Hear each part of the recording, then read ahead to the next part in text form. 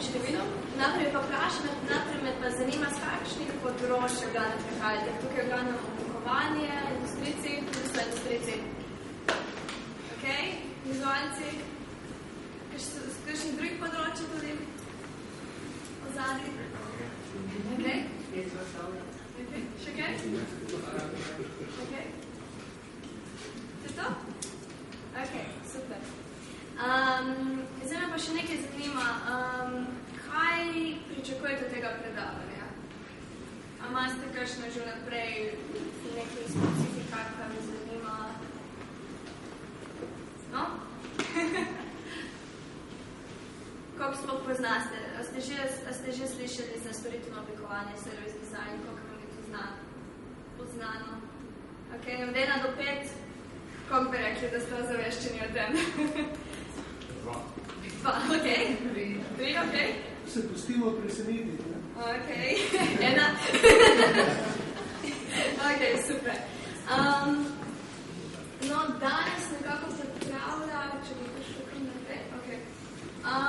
Najprej bom nasploh govorila, kaj sploh je storitveno oblikovanje, glede, da imamo tukaj dvojke v glavnem. Nekako kaj so metodologije, principi, zelo nasploh, popravljaj čim bolj hitro skozi. Potem pa bom malo opisala, kakšna je moja izkušnja storitvenega oblikovanja na Royal College of Art, profesionalno delovno magisterij. Potem sem si mislila, da bi dali 10 minut vprašanj vmes, da ne bomo delamo predolgo. Na koncu bom pa še predstavljala en projekt, ki smo ga delali, tako da predstavim proces v praksi. No, preden začnem, bi vas prosila eno stvar. Tukaj ste vsi glavno oblikovalci, tako da vzemite papir ven, če ga imate, pa kemik in narežite most. Most čez reko. Kaj, 1 minuta.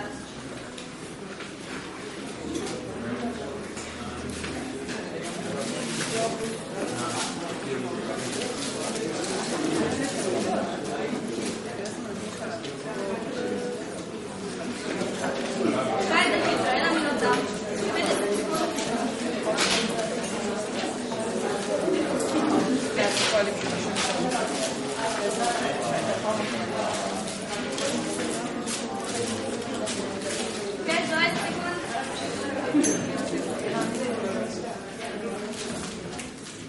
Imam dosta povedati, 2 uri, skoj da hitro. Kaj je že?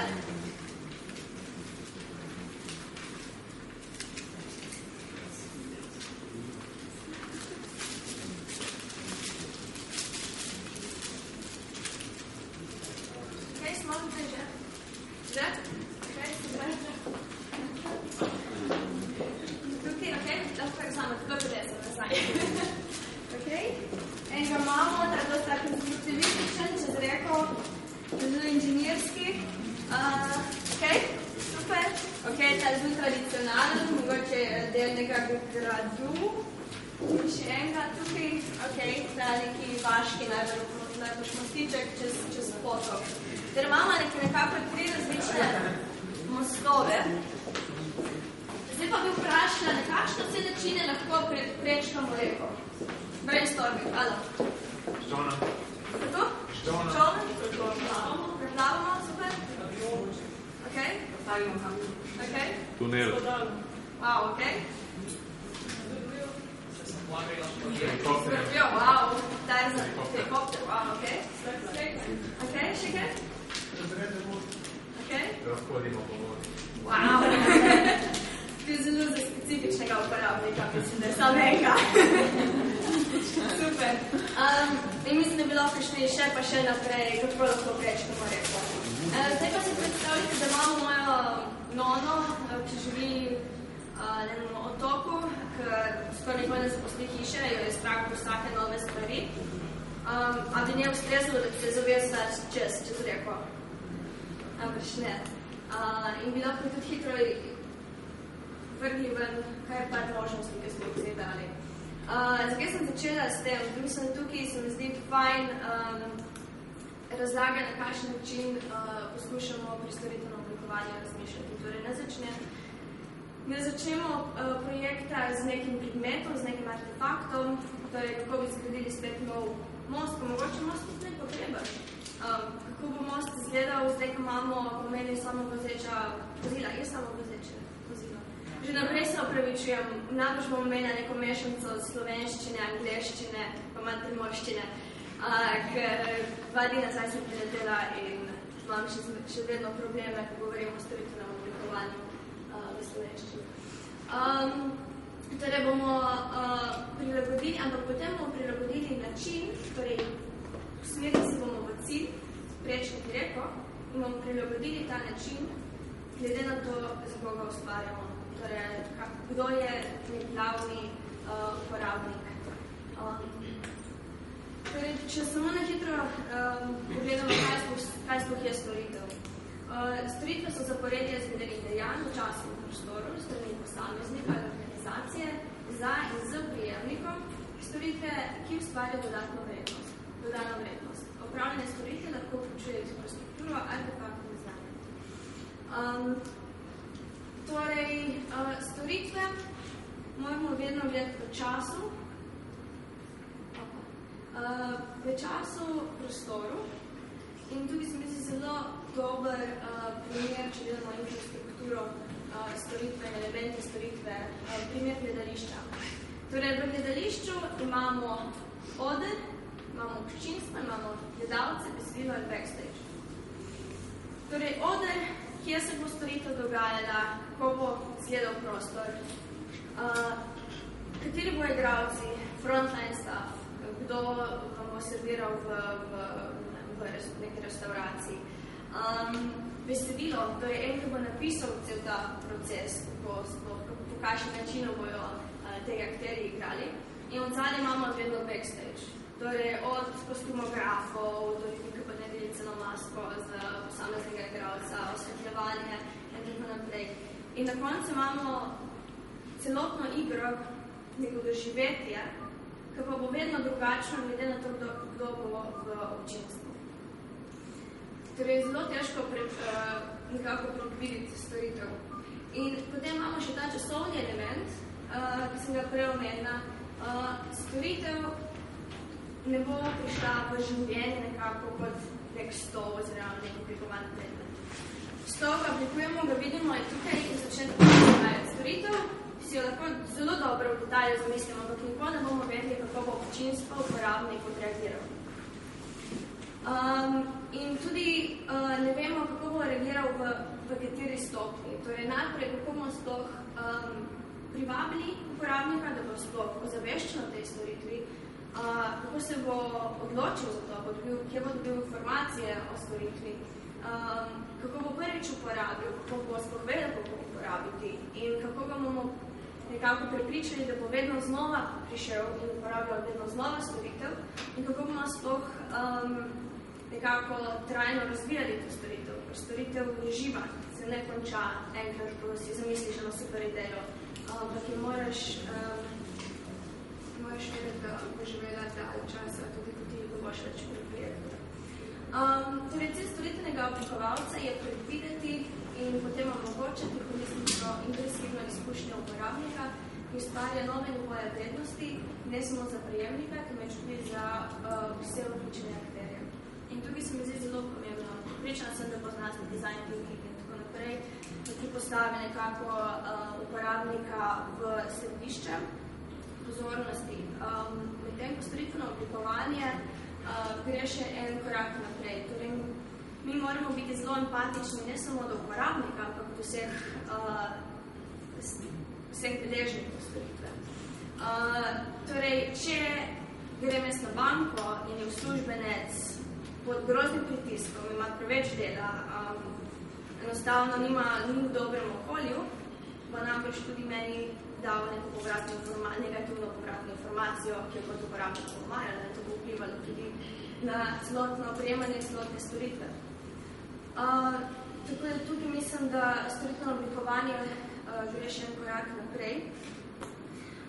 Druga stvar storitvenega oblikovanja je tudi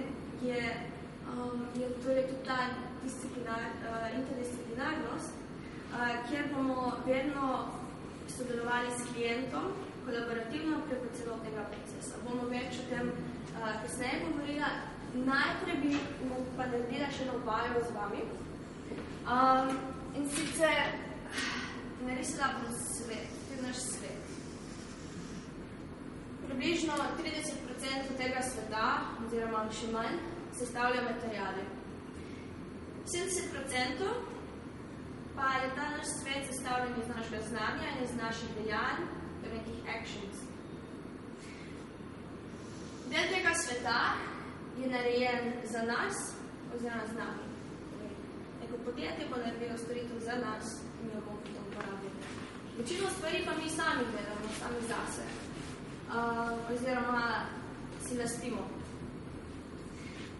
Pri tem bi bo zdaj tukaj in tu gledamo tukaj nekako, ne more reči, izgledali ste tukaj rečem kot neki severni tečaj, neki ta ledenik, ki ga vidimo ven, od spodaj, pod tem ledenikom je pa tisto glavno in še toliko večje, kakor vidimo nad površje. Torej, tukaj imamo ta severni pol, potem tukaj pa imamo trope in Evropo in vse, kar se nekako v življenju dogaja. Zdaj bi vas vprašala, na kakšen način poslušate muziko? Na kakšen vse način lahko poslušate glasbo? Ok, slušalke. Ok, vožnja, nam še radio.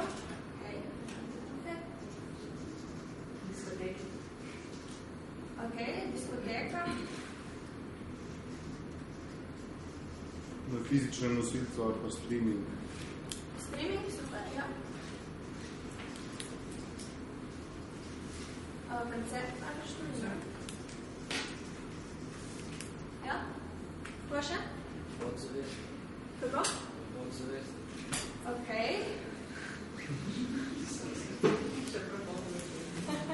Še? Ok, ja, koncert. Imamo še tudi pojmo. Uporabljam do Spotify, rešeno tekst. Kako? Ok.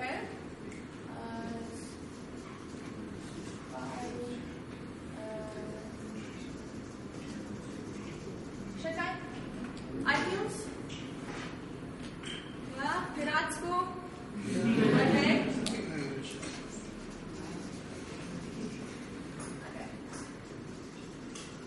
Potem pogledati zdaj primer Walkman, tudi noben omenil. Včasih je obstajal in nam smo vsi tu poslušali predtem CD-playerje in vse naprej. In smo morali kupiti CD, da smo ga ponostavili in v glavnem smo na tem CD-ju poslušali mogoče 2 komada. In potem smo mogoče naredili CD z našo ljubezen in dali te najljubše pesmi na tajni CD. Potem pa se je zgodilo iTunes, iPod, piratstvo in tako naprej. In to se je enostavno pozabil. Nekako je ostalo nek zadnji severni medved na severnem polu. Kaj je iTunes naredil? Zakaj so bili tako revolucionarni? Ugotovili so enostavno, da vedenja ljudi so se dosti spremenila. Oziroma so se spremenila, vidi so, kaj ljudje delajo. Torej, poslušam mogoče 1 do 2 pesmi na albumu, kupiti morajo cel album. In potem bojo nekako naredili svoje playliste.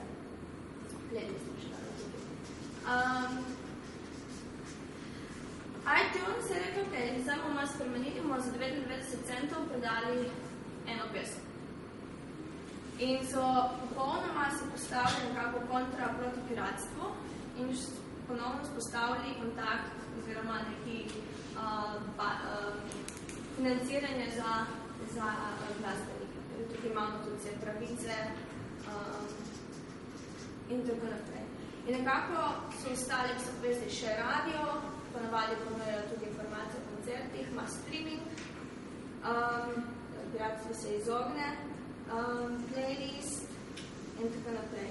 In isto zdaj Spotify pa druge storitve oziroma aplikacije grejo še bolj v to smer, neke personalizacije, nekih algoritmov, ki te aplikacija resnično pozna, kaj ti rabiš in ti bo dala samo tebi relevantne komade ven.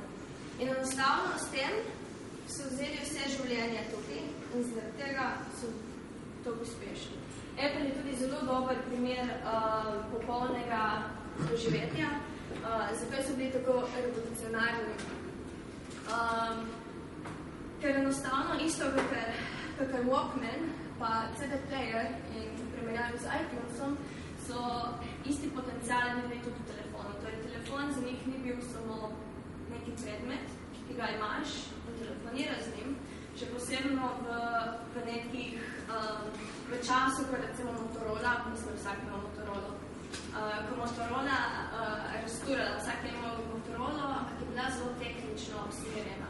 In kaj je Motorola delala? Motorola je ves čas dodajala neke piksle, pa neke tehnične stvari, ki vse je fajn, da jih imaš, ampak noben res se na toliko zanima za to. Apple je pa začel celotno to doživetje z pametnim telefonom. Torej, telefon ni videl kot nek objekt, kot neko tehnološko stvar, ampak je videl kot nek ključ, s katerim prideš do ogromne baze informacij, s katerim se povežeš z ljudmi, ki so tebi pomembni in tako naprej. Začel je graditi na brandu, torej hotel je, da ga vsi imajo radi, torej vsi so, še posebej v Londonu, mislim, tukaj je malo manj, vsak hoče Apple, vsak hoče novi telefon od Apple in tako naprej, je cela izmešnjava tam. In ljudje bi jokali, če bi mi rekel, da bojo zdaj zaprli Apple. Medtem ko Motorola, ali sploh se kdo zavedel, da ne delajo več, oziroma da ne delajo več dobro? Ne.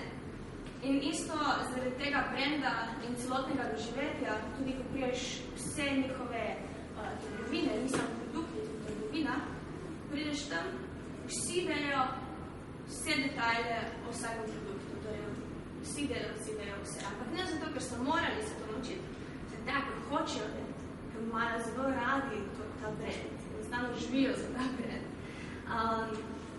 Zato je bilo tako revolucionarno, ampak delamo zdaj proč od teh znanih primerov in nazaj k storitveno oblikovanju. Torej, neka glavna mentaliteta storitvenega oblikovanja v primerjavi recimo z biznisom je, da nek poslovnež bo ponavadi definiral, tle je problem, oziroma iz njega neke osebne izkušnje, bo rekel, da je problem, to bomo zdaj reševali.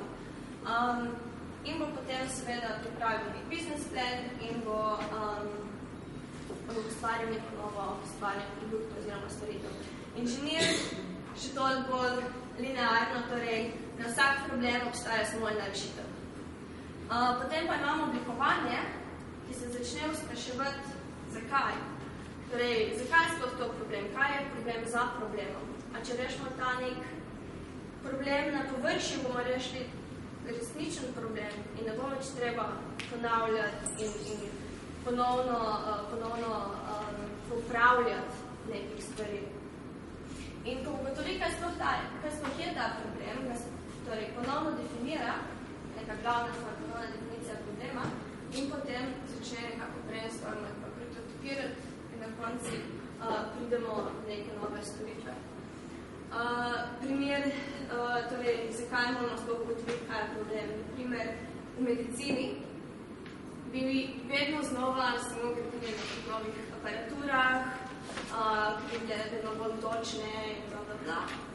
Potem pa je en oblikovalec videl, vsak si zelo želi videti, kaj sploh se dogaja v njegovem telesu in v transportu. In se več čas obračajo nazaj, kar tudi moti zdravnika, kar ni dobro. In so, na primer, naredili prenosni ultrazvok, na primer. Potem pa imamo storitev, na primer, to so opazovali neke vedenske spremembe, vedenske vzorce, torej Bank of America so ugotovili, da vsak, ko pride domov, predvsem moški, bojo izpraznili svojih žepov ogromne kovancev. In te kovance so ponavadi nabrali, ko so plačevali kavo za 1,97 €. So zmer dobili 3 cente nazaj. Je super priložnost za novi savings account. In so rekli, zmeraj ko plačaš s kartico, bomo mi to ceno zaokrožili vzgor in te cente dali na tvoj varčevalni račun. In tako bi s časom seveda številka tudi narasla. Torej, Double Diamond, dvojni diamant, je neka glavna struktura, po kateri nekako na katero se obračamo. Kot sem že omenila, najprej bomo tukaj odprli, kaj sploh je problem. Ponovadi tukaj pride podjetje do nas z nekim problemom, glede mi hočemo nov savings account, naprimer, varčevalni račun. Potem bomo pa mi odprli to, zakaj sploh je to problem, zakaj ljudje nočejo uporabljati vaših produktov, v katerem okolju se sploh ta problem dogaja. In potem bomo nekako reflektirali vse te informacije in bomo spostavili nek novi, rečemo, problem statement. Torej, ponovno, kaj sploh rešujemo. Spet odprli, kaj vse so možne ideje, spet ena ideja, torej zelo ni inženirstva. In potem spet zaključi, kaj sploh je realno, da naredimo, kaj sploh je, kje se sploh dobi profit, da lahko ta naša super ideja sploh funkcionira. Zato smo naredili za Royal Bank of Scotland ta Double Diamond, tako da imamo še naprej tukaj understand, torej kako podjetja sploh napiše nek brief, kako sploh razumejo, kaj so trenutne potrebe v podjetju in potem še implementacija, ki jo ponovadi uporabljamo edini pristope. Mislim, da to ste zadnjič imeli že predavanje. Tukaj samo na primerih, naprimer discover phase, torej ta začetna faza, kjer sploh hočemo ugotoviti, kaj je problem. Primer Sainsburyja, ki sem ga delala lansko leto, to je nekaj še nekata, kjer smo imeli kreativne delavnice skupaj z različnimi uporabniki. Ena skupina so bili mladi do 25, ena skupina 65. In smo jih nekako spraševali, razdelili smo njihov shopping experience, da se sami prevesti. Shopping experience, torej smo dali na neke faze in v katerih fazah se najbolje počutijo, kje so neke največje pomanjkljivosti, pain points in tako naprej. In potem smo nekako naredili persono. Bom več o tem povedala kasneje, zelo šla sem tukaj skozi. Torej, tukaj imamo definicijo, ponovadi naredimo nekaj, kaj so neke glavne gotovitve, ki smo jih dobili ven iz raziskave. In na koncu naredimo kaj nek mission statement, problem statement, kakorkoli. Potem v development phase še tesneje ponovadi sodelujemo s klientom in organiziramo kreativne delavnice, kjer poskušamo skupaj priti do rešitve, ki enostavno deležniki v podjetju od tega klienta najbolje vejo, kaj sploh je možno, kako to narediti. Tako da je že v procesu nekako vemo, katere stvari sploh niso mogoče, zakaj bi sploh delči, če res ni mogoče. Oziroma pridemo mogoče do novih sklepov, da neka stvar, ki so do zdaj bili prepričani, da ni mogoča, pa je. No, tukaj na koncu ponavadi naredimo neke prototipe od internetnih strani, aplikacij, ponavadi naredimo nek roleplay, da si lahko zamisliš, kako bi ti izkusiti to storitev. In ponavadi tudi pišemo neki business plan za podjetje, torej kje bi sploh dobili finance, da bi lahko to resnični, kdo bi lahko sodeloval z nami, kdo bi lahko bil na sponzor, investitor in tako naprej, kje se res ustvarja neka vrednost. In enostavno bo financiranje potekalo. In v blueprintu nekako napišemo, katere so vse neke elementi storitve s časovnim elementom spet tukaj, kdo so uporabniki, kdo so vsi deležniki in tako naprej. Bom kasneje na primeru še več povedala. Torej, Double Diamond je nekako dobro vemo, da oblikovalski proces ni nikoli res tako čist. In dobro vemo, da vedno tudi, ko raziskujemo, in začetku bomo mogoče že brainstormali in že odbili neko idejo, ne skrili nekam nevarno, dokaj res ne pridemo do te faze. Torej, vse faze se hkrati dogajajo, ponavadi, torej zelo iterativen proces. Doskrat se vračamo tukaj nazaj, pa še nekako pridemo do neke ideje, pa pol gotovimo z testiranjem, to pa sploh ne deluje. Mogoče sploh nismo prav definirali problema in tako naprej.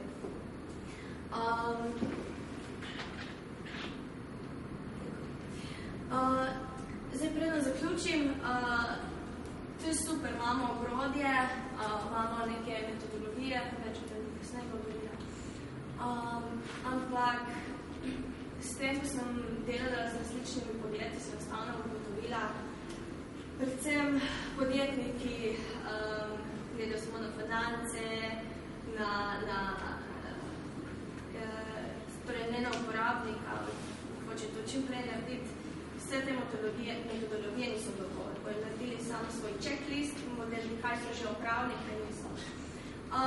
Zato mislim, da principi storitvenega oblikovanja so zelo pomembni. Prav tako, torej, prvo ustvarjanje vrednosti za uporabnika.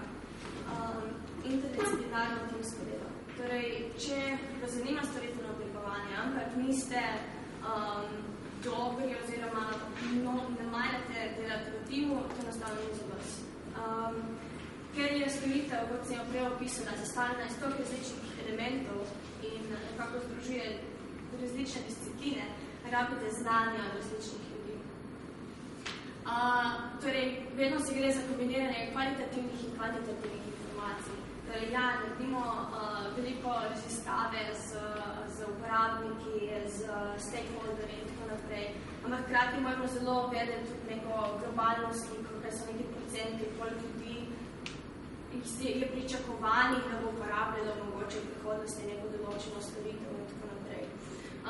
Efektivna komunikacija. Efektivna komunikacija tako v timu, torej, da bo tim vse čas deloval skupaj, ne da boš ti prišel, zdaj bi pa še malo razmislil po svoje, pa mogoče bom bolje delil to z vami.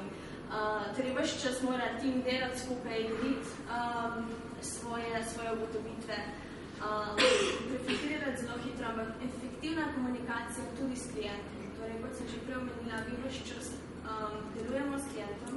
Torej, klient bo sodeloval na nekih kreativnih workshopih, konstantno bomo predstavljali, kaj delamo in tudi dobivali njegovo povratno informacijo. Tako da bo klient se čutil, da je on del tega procesa, da je on del te ideje in bojo dosti boljše razumel, kar je ponavadi dosti problem z oblikovalci, ki se pritožujemo, da se pa klient ne razume ali pa da misli narobe. S tem procesom je zagotovljeno na vsakem projektu, ki sem vsaj delala, enostavno na konci pridemo do neke skupne točke, da rečemo, ja, tu bo delovalo in tu skupaj. In nikoli ni bila problem komunikacija. Celostno razmišljanje, tudi da razumemo, v kater sistem pride storitev, kaj je nekako okolje storitev, da bo storitev vplivala tudi na sestrske storitve in tako naprej. Potem spet ta princip, hitro spodletimo in se hitro naučimo, čim prej prototipirati, čim prej hands-on, reset, oblikovati in tako naprej, ne čakati, to pa ne vem, če bo delovalo in tako naprej, in seveda testirati z uporabniki. Osebna radovednost, to je predvsem, ker to je bilo pripravljeno za bankirje, da bo enostavno, ne bo rekli, jaz vem že vse, ampak bojo sami iskali, to so nove tehnologije, to so neki novi trendi, enostavno to rabiš, če hočeš delati v timu. Trajnostno razmišljanje, meranje uspeha, torej da od vsega začetka veš, kaj sploh je za te uspeh in da lahko miriš od začetka, ker drugače je vse za manj, če ti prej spajn idejo, pa ne veš, kako bi sploh zmeril uspeh. Pripovedovanje zgodb, posnetki in dokazi in sveda inkluzivnost. Inkluzivnost je zelo pomembna, predvsem pri našem programu. Tukaj bi dala primer, letališč. Letališča so zelo dober primer, kako neke celostnega doživetja, kjer oblikovanje res mora biti dobre dialogi z arhitekturo, informacijskim oblikovanjem, storitvami in tako naprej. Naredili so test, mislim, Finci so začeli s tem, z inkluzivnostjo na letališčih. Ponavadi pred tem, 90. leta, je bil nekako standard, s katerim se je testiralo, ali so letališča pravilno oblikovana, biznismen. Torej, ta nek poprečen uporabnik letališč je biznismen.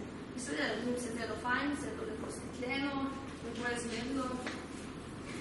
Potem so pa Finci, oblikovalci, vzeli eno 10-letno punčko, ko je prišla, starši so bili ločeni in hotela bi skrat malo. In se vprašali, ali si lahko dobila sama pot z letališče. Rekla, ne, sem mislila, da so vse bila vrata, ko bilo vse stekljeno. Ni mogla priti ven. To je recimo en primer. Tako je to zelo pomembno, torej, da smo inkluzivni. Ker če ta majhna punčka dobi pot ven, vsak tudi biznis ne bi. Ok, torej, da zaključim to storitveno oblikovanje, torej tukaj se ne gre samo za oblikovanje nekega majhnega dela, ampak se gre za oblikovanje celotnega doživetja. Tehnološka poslovna inovacija je tesno povezana z pogledom v človekove in družbene navade, celosten, iterativen, nelinearen in skupinski pristop, collaborative. Predvsem je pa storitveno oblikovanje odgovor na spreminjanje ekonomije. Recimo v Angliji je 70% njihovega BDP-ja prinašajo storitve. Prav tako pa prinašajo oblikovanje storitev, prinaša dosti več dodane vrednosti, trenutno kakor od produktov. Prav tako pa spreminja delovanje organizacij, ker storitveno oblikovanje, ker je tak fokus na celem tem procesu, nekako nočemo, da sam damo ljudem, klientom ribo, eno storitev, pa ki hočemo naučiti loviti ribe. Ker mi mogoče lahko damo super storitev, ampak če oni sami jo ne bo znali oskrbovati, smo počali. Ok, zdaj pa storitveno oblikovanje na Royal College of Art. Torej, jaz prej sem študirala grafično oblikovanje, tukaj diplomirala, ampak mi enostavno tudi bilo dovolj. In storitveno oblikovanje se mi zdelo, da bo lahko tukaj združila neke moje največje interese, od oblikovanja, dela z ljudmi, raziskave, klepetanja, enostavno moraš zelo dosti komunicirati z ljudmi, in tudi do digitalnega in tako naprej. Na našem service design trenutno na RCA obstaja 5 let, torej zelo mlad program, ampak zaradi zelo močnega kadra se zelo hitro razvil in trenutno razvijamo storitve za največje podjetja in tudi svetujemo. Torej, nekako hočemo združiti oblikovanje z biznisom in digitalnim, zato sodelujemo, naš program sodeluje z Business School Imperial College. Torej, če pogledamo, to so vsa nekatere izmed firm, s katerimi sodelujemo, Design Museum, Samsung in tako naprej. In vse te napodarim, vsi ti klienti, torej z njimi delamo realne projekte. Noben projekt ni samo, da imamo se nek zmisliti, ampak izhaja iz nekega realnega briefa, iz neke realne potrebe podjetja, in mi jim potem pomagamo. In ves čas z njimi sodelujemo. Torej, kakor se rekla, zakaj je ta projekt, program tako hitro uspel, je zdaj predvsem za Nick Delona. On je bil business development direktor na IBM-u, kar nekaj časa za celo Evropo in ima ogromno bazo poznanstev in je zelo, kljub temu, da je zelo biznis usmerjen in ima ogromnega znanja o tem, izhaja iz oblikovanja in grejo industrijski oblikovalec. In nekako mislim, da res čudovito združuje obe dve stvari skupaj. Torej, kljub temu, da ves čas delujemo z biznisom, nisem nikoli se počutila nekako prikrajšana, da ne moramo biti dovolj socialni ali da ne moramo biti dovolj družbeno angažirani ali kaj takega. Enostavno to je trenutno trend in podjetja hočejo biti taka. Med drugim tukaj so Neil Stone, delal za British Airlines, Ronald Jones iz Harvarda, delal za NASA, Matt Hunter, namreč poznaste Design Council, direktor Design Councila, Ben Reason iz LeapWorka, to je bila en izmed prvih service design agencij, pa Joe Ferry iz Virgin Atlantic. Poleg tega pa na program ves čas pridijo zelo različni predavatelji, torej nikoli ni isto. Predavajo nam McKinsey, Arup, prav tako pa tudi pridijo ljudje iz različnih socialnih inovacij in manjših podjetij. To je zelo pestro. Študij traja 2 leti. Torej, eno leto je razdeljeno na 3 semestre. In vmes imamo nekako med poletnimi počitnicami se odloči za internship. Med drugim, torej, prvi projekti, to so projekti, ki sem jih jaz delala. V prvem semestru smo najprej delali Transport for London, to je bila neko icebreaker. Sainsbury's, naš Mercator, ki je bil prvi skupinski projekt, pa sem pa delala projekt za design muzeum, ki je bil individualen, tako da malo vidijo tvoje kompetence, ki se sploh dober in tako naprej. Tretjem semestru sem delala za Royal Bank of Scotland. Hkrati pa v drugem in tretjem semestru začnemo projekt delati skupaj z Imperial College Business School. Tukaj sodelujemo z Executive MBAs, torej to so neki že uspešni ljudje, ki so se odločili narediti še dodatek MBA. In z njimi delamo skupaj projekt. To je super vaja za nas, kako smo komunicirati, naprimer, z biznismenom in tako naprej, z poslovneži. Potem sem pa med poletnimi počitnicami sem delala za RBS Fjord. Tu sem bila zelo srečna, sem imela obe izkušnji. Namreč oboji so mi nekako ponudili internship. Na koncu, torej RBS, ki tako so vedeli že kako delam, ker smo tesno z njimi sodelovali. Hkrati pa tudi Fjord me videl na enem izmed workshopov in so hoteli, da bi tudi jaz za njih delala. Na koncu so se pa zmenili, sem dobila jih najboljšo srednjo pot, tako da sem bila plačena kot RBS, torej kot banka. 1 do 2 dni na teden sem delala direktno z kreativnim direktorjem banke, kjer sem nekako svetovala, na kakšne načine lahko rešujejo probleme. 4-3 dni na teden sem pa delala direktno s Fjordom na RBS projektu, ker trenutno delajo tudi oni na enem projektu. In hkrati smo morali delati disertacijo. Disertacija je nekako ločena na RCA-ju, to mora vsak študent mora narediti, Critical Historical Studies. To je ločeno, imamo ločena predavanja o tem in na koncu moramo napisati par tisoč besed disertacijo o nekaj stvari. Torej je ločeno to od finalnega projekta, v primerjavi z drugimi šolami. In prek te disertacije sem tudi spoznala naslednjega klienta in sem vprašala tudi na našem koledžu, če lahko delam za Slovenijo projekt. Trenutno delam spet za RBS, sicer part-time, delam service design playbook, guidebook pa training model za vse njihove zaposlene na customer service in delam svoj finalni projekt na temo Future of Work. Torej, skoncentrirana sem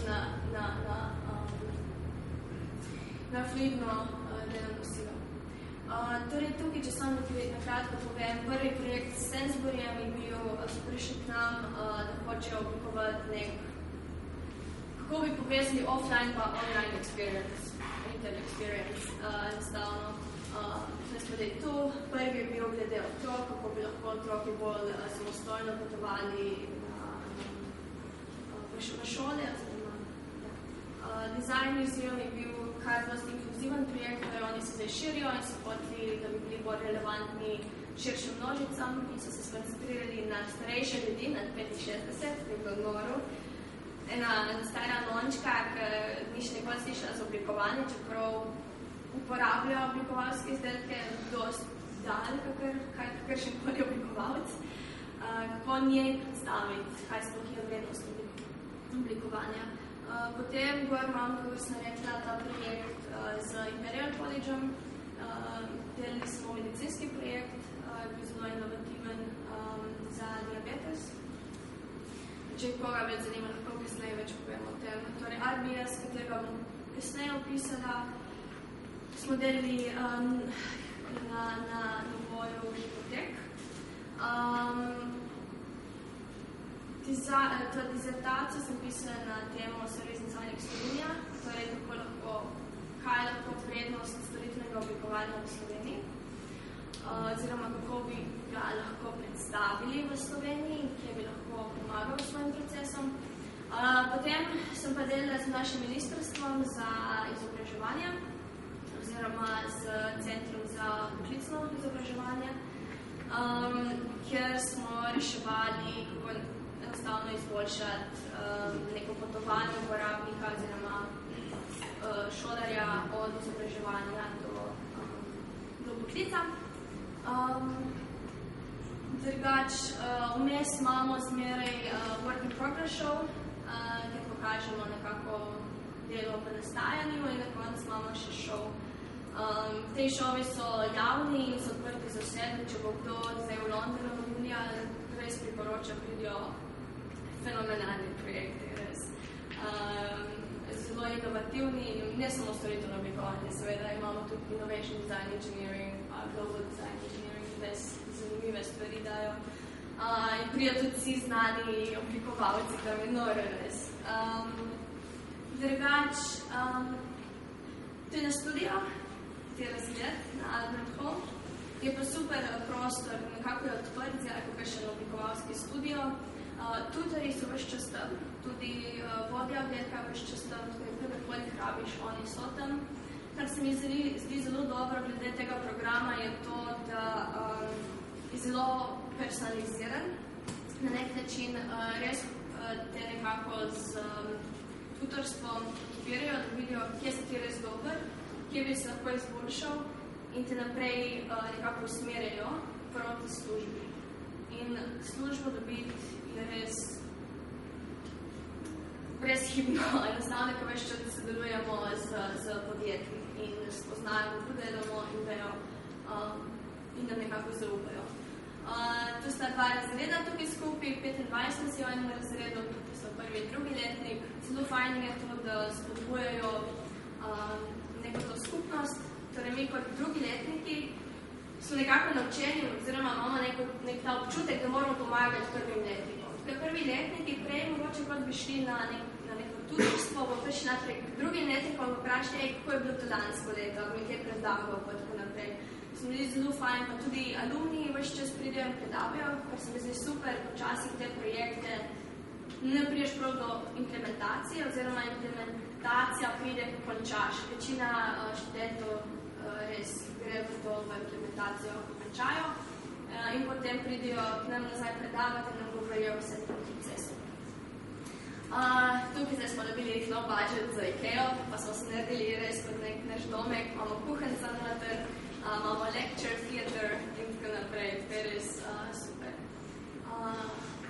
Sodelujemo in imamo pa tudi art bar. London je drag, pivo je 5 funtov, to je edini bar, kjer dobiš pivo za 2 funta in pol. Tako je to res super in sproščeni, hkrati pa pomisliš o tem baru, je hakni tudi žurov in tako naprej, super res. In odsudi imamo še tako teraso, tako da je res super. glede na to, kot plačamo, mislim, dobro imamo to. Torej, da zaključim znanje iz programa, kot sem rekla, ne skoncentrirajo se samo na rekomendacije metodologije, kako jih uporabljati in tako naprej, ampak nas učijo tudi, kako pripovedovati zgodbo, torej, ko predstavljaš projekt, da se lahko vsak nekako poveže s to idejo, ki jo imaš, kako bo nekako tebi pomagala. Najbolj pomembno se zdi, kar nas učijo in podarjajo prezentiranje in povezovanje, torej kako prezentirati projekt, da ne bo predolgo, da bo res bistvo izpostavljeno. In najbolj pomembno povezovanje, podjetništvo, financiranje in tako naprej nas učijo, ko imamo predavanja na Imperial College of Business School, po socialnih inovacijah, trajnostnem razvoju, data-driven innovation, big data in tako naprej, fizično okolje, arhitektura storitev, change management in tako naprej. Potem pa glavno znanje, se spomnim, ko sem prišla tukaj, so rekli, mi tukaj smo super tutori, imamo super izkušnje, ta institucija je tak super in cool. Ampak največ, kaj se boste naučili, bo od vaših sošolcev. Tukaj so ljudje, ki so z različnih področij, vsak prenese nek noter, od njih se boste učili. In je res, to recimo, vseh Korejcev, ki so na našem faksu, sem se naučila time management, tako so res, sistematično zbiranje informacij, spet, recimo, to sem dosti pogrešila pri nas, recimo, pisanje reporterov, enostavno poročil, kako smo se prišli do te ideje, kaj se smo naredili, to je zelo pomembno, ko predstavljaš podjetje, da si bolj kredibilen. Networking, glavna stvar. Povezovanje s sošolcem, povezovanje z drugimi disciplinami. Naprimer, v prvem semestru imamo Cross RCA, kjer je razpisnik dosti projektov za en teden in se zmiksa skupine iz različnih oddelkov akademije. Super stvar. Imperial College v povezovanju z drugimi šolami, tudi RCA organizira pitching events, torej kjer ti nekako kjer ti svoje ideje v nastajanju prezentiraš in potem imaš networking s pivami. In bo ljudje prišli do tebe, jaz sem pa tudi, mene tudi nekaj zanima, mogoče bi lahko skupaj na tem delovali in tako naprej. Networking s podjetji. Jaz zdaj pa zadnjem projektu sodelujem s Facebookom, z McKinseyjem, z IBM-om in mi ni problem priti. So ljudje, če jim pokažeš, da bo tudi njemu v interesu mogoče v prihodnosti, bo pomagal, če to nek oblikoval, ti poveš, super, kaj dela, bi se resno naučil od tega. Se bo prvič, da se ti bo delil, seveda nima toliko časa, no se bo sigurno nasledil. In tu mislim, da je prva zelo manjka, sploh si upati vprašati, upati si povezati z eno osebo, ko spozide nekih nad tabo. Ne, zakaj? Vsak se lahko nauči od njega, od nekoga. Potem pri storitvenem oblikovanju res ugotoviš, kaj je tvoja vloga v skupini, kako lahko svoje kompetence nekako tudi daš skupini. Samozavest, povezovanje, svetovanje med vrstnikami, kot sem še povedala, in pojasnovanje oblikovanja v neoblikovanskem okolju, še posebej s projektom z Imperial College. Tukaj bi jaz sem ustavila za 5 minut, mogoče, če imate kakšno vprašanje, bom pa sem na hitrco šla skozi en primer, da se lahko predstavljate, kako sploh ta proces. Ja. Mene zanima, kaj je bila tvoja vloga v skupini, recimo? Ja, in tu mi je bilo, recimo, vmes imamo neke personal tutorials. In tukaj te zelo spodbuja, da ugotoviš to, kaj je ta tvoja vloga. Recimo, pri meni sem ugotovila, da sem zelo močna pri raziskavi, torej delu z ljudmi, intervjuji, ponavadi svetujem tudi zdaj že na koledžu o workshopih, torej kako narediti kreativne workshope, kako voditi kreativne workshope, recimo tukaj mislim, da sem najmočnejša. In ponavadi zdaj se mi zdi, kar me zelo zanima in kar hočem postati še boljša, je v nekako pojasnjevanju, kako bi lahko vzeli servis, kako lahko podjetje začne inovirati s tem oblikovanjem. Ker trenutno sodelujem svetujem Imperial College-u, nekem Executive MBAs in tudi na Royal Bank of Scotland pišem guidebook o service designu. Tako da mislim, tudi tukaj se nekako razvijam v smislu leadershipa, kar se mi zdi zelo fajn. Ne, če to je govoriti na vprašanje. Kaj? Ja. A lahko kaj več poveš o tem projektu za service design v Sloveniji? Projekt, ki sem ga delala skupaj s ministrstvom, ali dizertacija? Dizertacija. Okay. Torej, dizertacijo sem intervjuvala čez 30 ljudi iz Slovenije, ampak tudi iz drugih networkov, service design networkov po svetu. V Sloveniji nekako raztrančirala sem temo, torej, kjer so nekako problemi pri inoviranju izobraževanja, government, vlada in pa podjetja, industrija. Torej, intervjuvala sem res precej ljudi iz Gorenja, plastika skaza,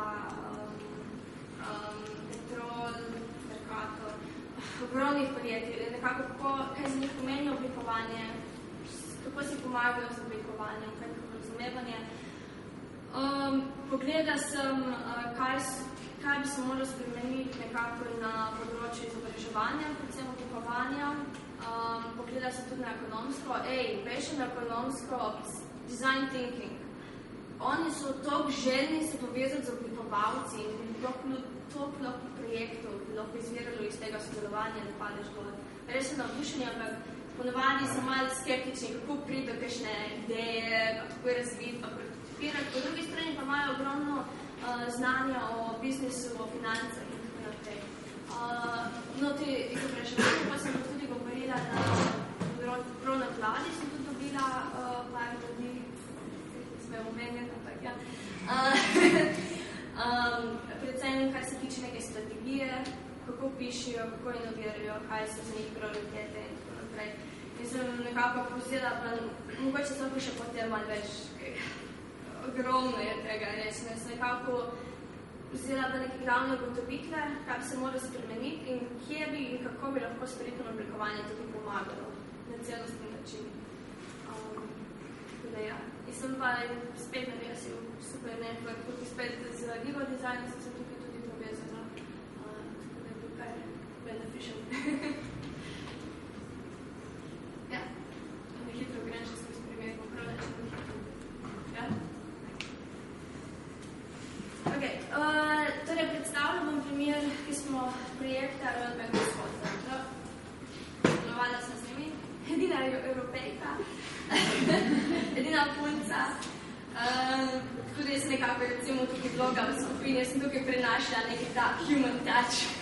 Ker enostavno Korejci, sem na začetku se spomnila prve projekte, ki smo jih delali, oni so pa še tako Kristi, ki pride z nami, po modeli intervjuje. Niso upali sploh pristopiti do človeka, ker v njihovi kulturi je to bolj drugače. Niso tako odprti in tako naprej.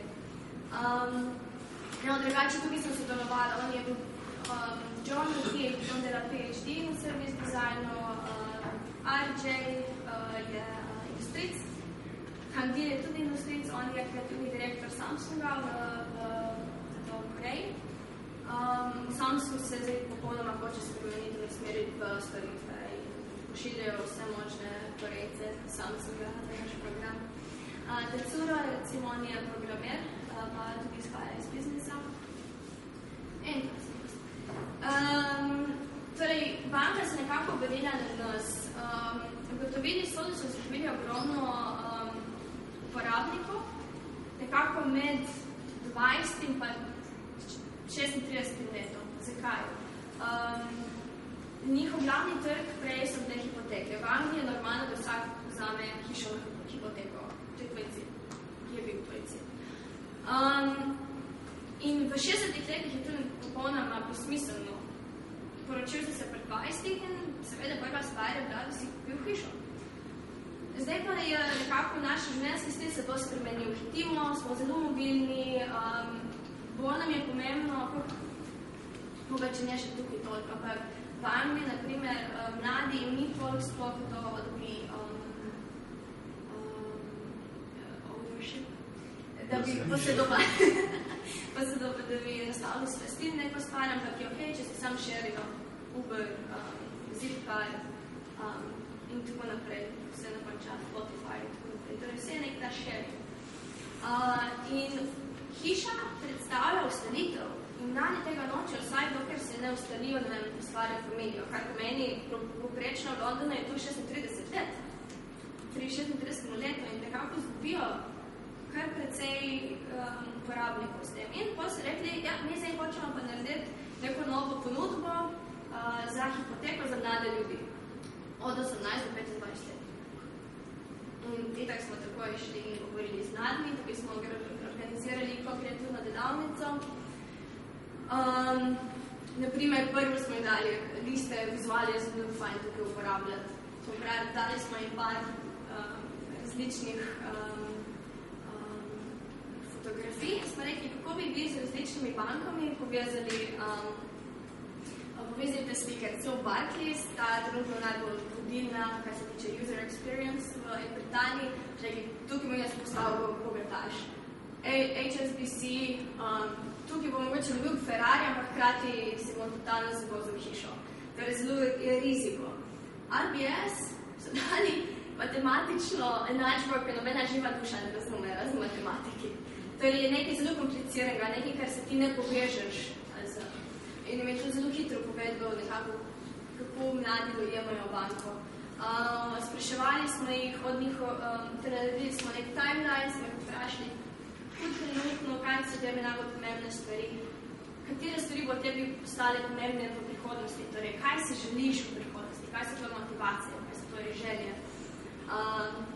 Vprašali smo, kakšne bodo zdaj svetovanje, recimo, kakšnem odnosu si bil z banko, kdo ti je svetoval glede financ. Torej, da smo jih hoteli razumeti, kaj so njihove motivacije, kaj ste želijo in kje bi lahko banka tukaj pomagala. In tukaj, ja, kot sem že omenila, torej, kako razumejo to kot stališ. Tukaj sem par izjav. Te mladi, pač itak ne razmišljajo o hiši, nima niti soldo.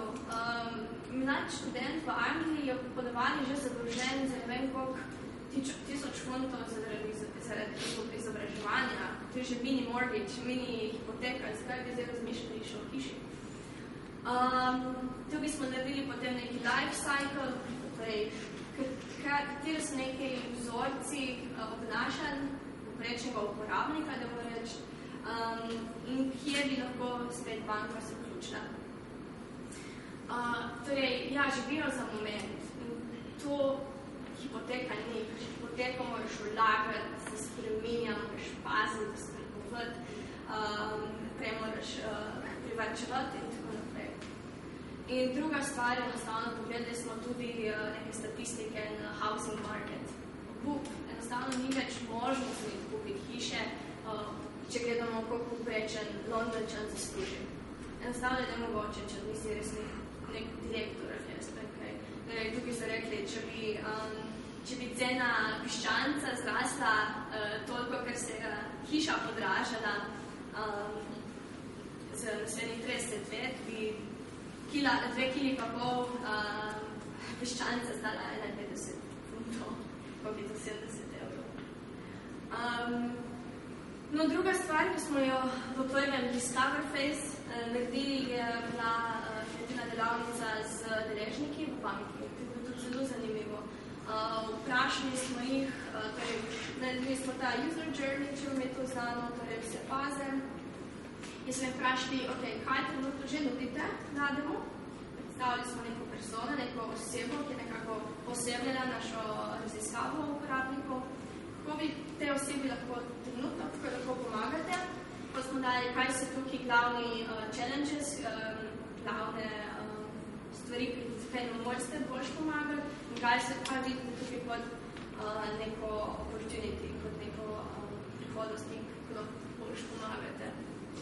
Stakeholder map, torej, kdo je trenutno že vključen v to storitev, na koga se moramo misliti, ko oblikujemo novo storitev. Intervjuli smo različne eksperte na tem področju, ekonomiste in tako naprej, še tukaj razumeli. In nekako pa smo ven, torej, če gremo zdaj spet down diamond, kjer se zoži, smo rekli, te glavne stvari, ki smo jih vzeli ven, je sharing, torej vsi se delijo mladi, zelo so mobilni, imajo pa tudi zelo nizko finančno, niso slabo s finančno usmeri. Kar se tiče housing marketa, sem tudi zelo se povedla, in nekako povzetek je bil, mi moramo graditi, ne gre za tukaj, da moramo narediti nov produkt za hipoteko, ne, mi moramo, banka mora začne graditi nek odnos z uporabnikom, z mladim človekom. Ker v neki fazi, ko smo to odločili ustvariti, bo banka morala verjeti. Trenutno ti moraš iti zelo različne legalne forme, torej če si ti sploh pravičen med hipoteko.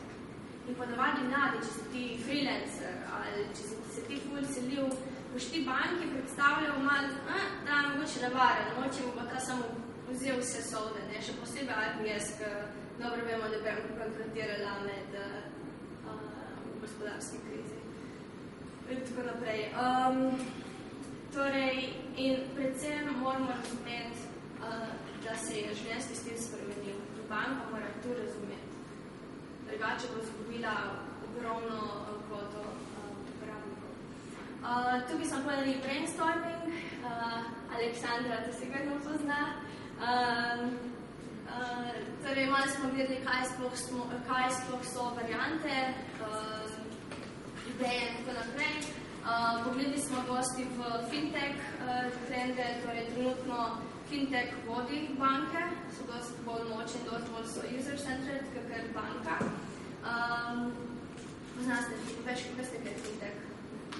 Finančna tehnologija, torej mladi start-upi delajo zelo kreativne, nove finančne storitve, ki so dosti bolj prilagojene mladim in njihovim načinu razmišljanja.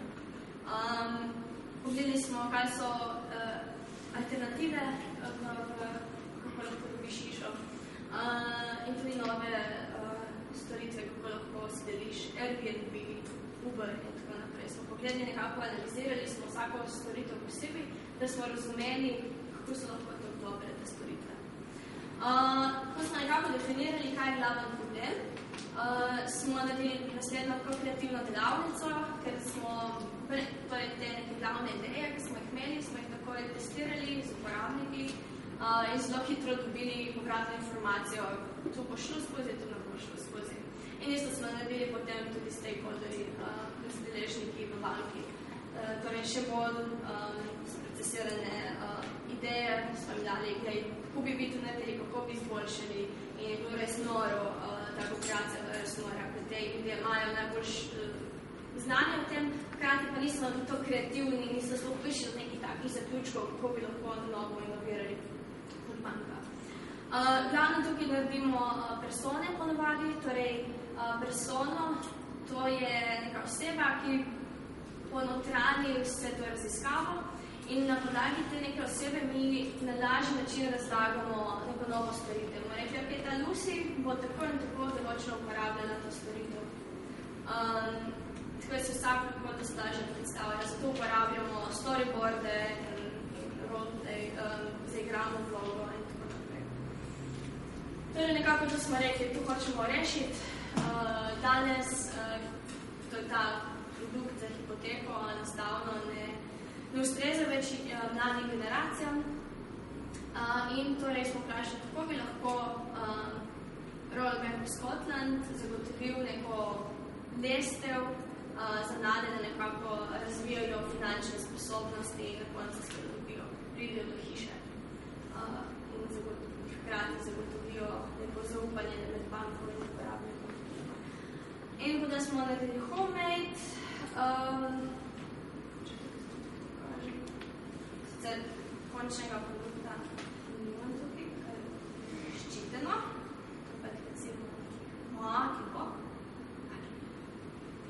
We all move millions of times before we settle down. It is a journey we love and hate at the same time. Looking for your next house includes dozens of letters, contracts, accounts, bills, and painful negotiation with picky landlords and estate agents. It is just impossible to manage money wisely with all of this stress. Wouldn't it be awesome if we could make it better? We are proud to introduce Homemade, a housing platform for the new generation. Homemade connects you and your friends to the right houses. It will manage all the sharing for you. With Homemade, dinner with your flatmates will become the best part of your day. And best of all, you won't need to remind your lazy flatmate about the rent ever again. Homemade will enable you to swap places with your friend in Glasgow for a month, without any documents, but with your Homemade account. Plus, Homemade will help you to save money smartly and easily build your financial health for the future. In the end, without even planning it, you'll be ready to own your own place. Voila! Homemade, a new way of living, made with you. In potem smo še kako to razložili. Razložili na primeru, torej kako bi Lucy to uporabljala. Ampak mislim, da zdaj celo ni to pomembno, kaj je to, mislim, da bo to zelo pomemben cel proces.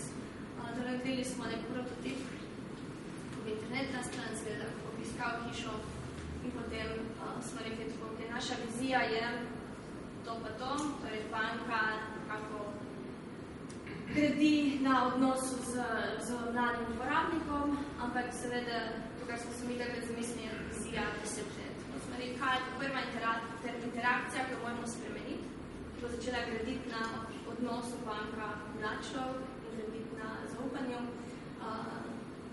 da lahko začnemo gledati torej na tej viziji. Smo rekli, torej, kako lahko delimo hišo. Banka lahko pomaga pri deljenju stanovanj z vsemi finančnimi storitvami. Zakaj ne? Na aplikacijo, kjer nekako dobi tudi informacije o nekih finančnih vedenjih mladega človeka in na ta način lahko tudi zaupa. Mlad človek sploh ne razmišlja o banki, da ga ona nadzoruje, ker njega ne zanima finance, njega zanima predvsem ugled, torej, ker bo to vse transparentno in bo lahko tvoj cimer sporočil, tudi ne si še plačal za ta mesec, a lahko to zdaj narediš. In ti se boš samo sekiral zaradi tega, če bo vsi tvoji cimeri pa še to vidi, da si počasen, boš namreč to naredil dosti bolj točno in tako naprej, oziroma zelo tako pravičen. Ne bi šla za tukaj v detalje, ampak na primer na koncu smo pogledali, kdo bi bili spet novi stakeholderi, s kom bi morala banka sodelovati, da lahko sploh pride do tega produkta oziroma storitve, in katere se, torej rekli smo, to je platforma, na kateri gre različne storitve. Mi bomo začeli storitvijo za sharing, za deljenje stanovanja. In potem smo pogledali, kaj dejansko value za banko, za uporabnika in za druge stakeholderje. Tako je tu nekako bilo to zdaj, da se torej, tako je, jaz bi rekla, jaz dejansko zelo verjamem v ta proces, osebno, ker se zmeram izkazal zelo pozitiven proces, kjer sta oblikovanje in biznis delovali skupaj. Trenutno je ogromna potreba za storitvene oblikovalce. Mislim, da večina nas, jaz imam že službe, vse offerings, to, kar hočem. Enostavno vsako podjetje vidi storitveno oblikovanje kot nek most med različnimi disciplinami, med biznisom in oblikovanjem oziroma uporabnikom in biznisom in digitalnim. Od Deloitte, McKinsey, Jaguar Land Rover, vse banke, vse te trgovine, vsi nekako uvajajo zdaj Service Design Department in trenutno je ogromna potreba tako za storitvene oblikovalce kot za vodje storitvenega oblikovanja. In mislim, da ker nam ta šola zagotavlja nek ves čas kontakt z podjetji, ki jih to zanima, je ta prehod od izobraževanja v zaposlitve zelo olajšan. Zares vidim, da se je splačila ta investicija v te šoli. In mislim, tudi v Sloveniji se tudi počasi spreminja. Počasi vidim nekako, res počasi vidim podjetja, da je to pomembno. Ampak mislim, da prihodnosti bo še več in mislim, da ko se tega zavejo, je zelo fajn, da imamo dovolj oblikovalcev, da lahko izvajajo, da imamo dovolj supply, pa da manj povpraševanja. Tako da, ja, to je bilo to. Kaj sem še na vprašanje? Ja, se. Kako se tebi zdi razlika med service designom in podjetništvom? Ker jaz študiram podjetništvo, na primer, in uporabljam prav iste pristope. Identična stvar. Tudi start-up, mislim, v Sloveniji, so povzeli vse start-upi po podjetništvo, kar se mi zdi zelo fajn. Zato tudi mislim, da tam se bo začelo nekako service design, ne v oblikovanju. Ker smo mislim, prepočasni, kar se tega tiče. Oziroma ne znamo prosto komunicirati vrednosti oblikovanja. Je zelo pomembno, mislim, da glavna stvar pri nas je, da smo zelo user-centered, pa stakeholder-centered. Ste tudi odvisno kako uči vsaka šola. Recimo mi zdaj, kad delamo ta projekt z Imperial Collegeom, ja, so principi, ampak ljudje tako ponotranijo tega. Bo rekli, ok, mi smo user-centered, bomo naredili en intervju. Recimo zdaj svetujem enim executives, MBA. In je tako, zdaj bomo najprej naredili, hoteli bomo razumeti porabnika, da bomo naredili, najprej bomo začeli z nekim intervjujem, z nekim vprašalnikom. Kaj so naredili, dali so vprašalnik na internet, dobili so sicer 50 ljudi, ki bi odgovorili na to, ampak so glavno vprašanje jim postavljali, a bi kupil ta produkt, kolikrat na dan to ješ, torej vse, kaj delaš, ne zakaj to delaš. Mislim, da je ta glavna stvar, torej da gledaš nazaj, kaj sploh je tle problem, je glavna. Mogoče imaš ti bolj v mislih menedžerje. Kako? Mogoče imaš bolj v mislih menedžerje. Kako? Pač menedžerji so tisti podjetji, ki so v večjih podjetjih, ki bolj skrbijo za optimizacijo. Service design je buzzword, ampak jaz govorim o procesu, ker ga res verjamem. Zato jaz tudi ne opremenjujem, ali da razložam prav service design, ne, ampak se gre za proces in digitalnik, da bo to dodano vrednost, ki jo ustvarja. In to res se fajn pokazal. Če vi to uporabili ste? Sem vesela. Ja. Kako je šolnina? Šolnina je tako, če sem z Evrope, Evropske unije ali pa Britanije, je 9000 na letu funtov. Če si izven Evropske unije, je 30 funtov nešto. 30,000, je 1000. Tako da to je zelo dosti.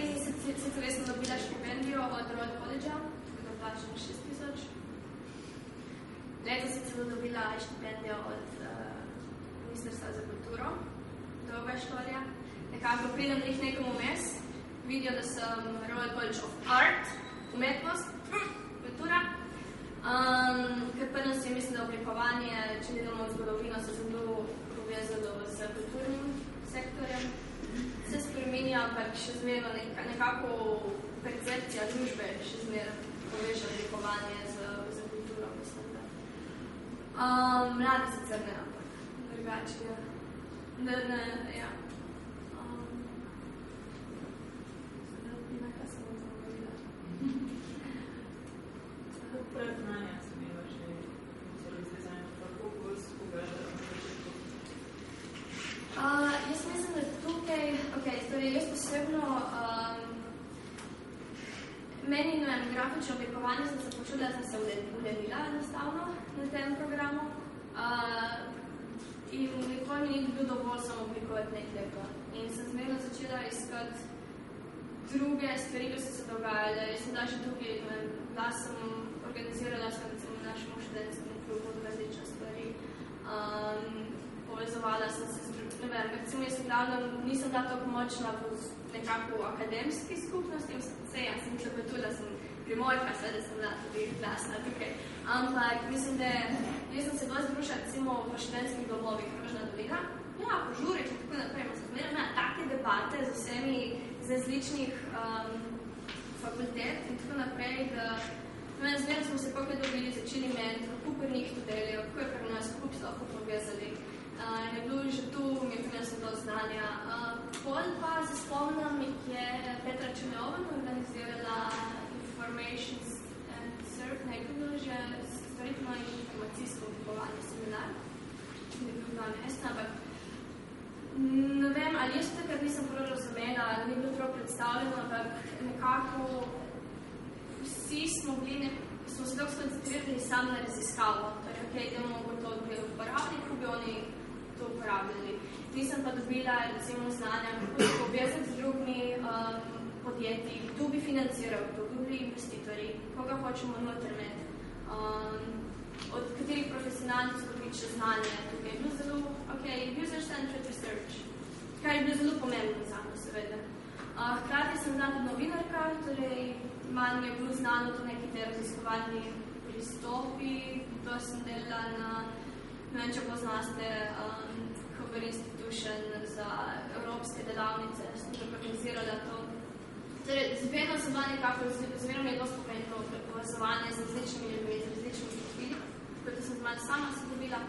S tem seminarjem sem začela brati knjige o service designu, začela sem se udeleževati različnih eventov, kino Šiška, recimo malo eksperimentalno, digitalno, sem šla dosti workshopov tam. Bolj, ko smo imeli, ko sem študirala, smo imeli Rudi Bauerja, ki je prišel, to je bil, mislim, je prav odprlo, kaj se lahko narediš. Smo gledali, kako bi lahko izboljšali glavni prevoz v Sloveniji.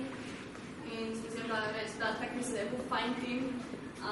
In smo res dobili res fajn idejo. Tudi če je bil sam en tednostna delavnica, mislim, da je bil kar oči odpirajoče za me.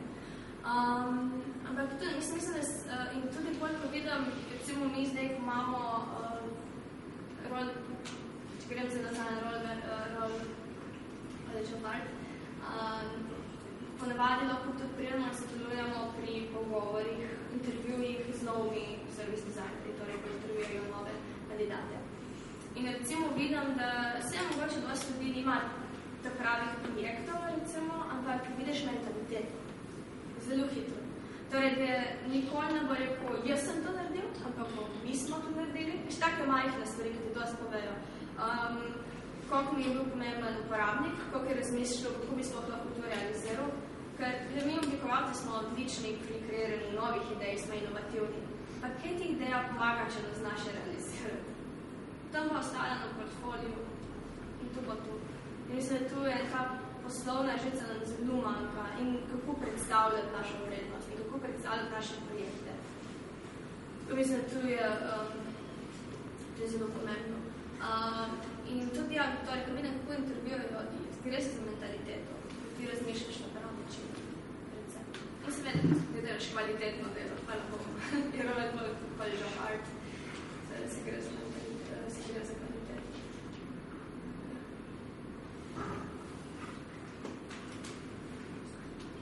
Še?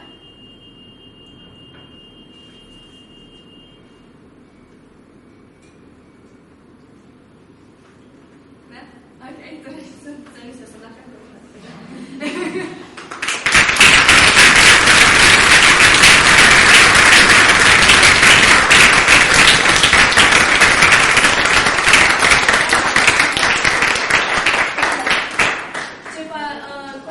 Hvala sem tudi dala sem svoj naslov, če ga kvalitetno nema, kar kvalitetno,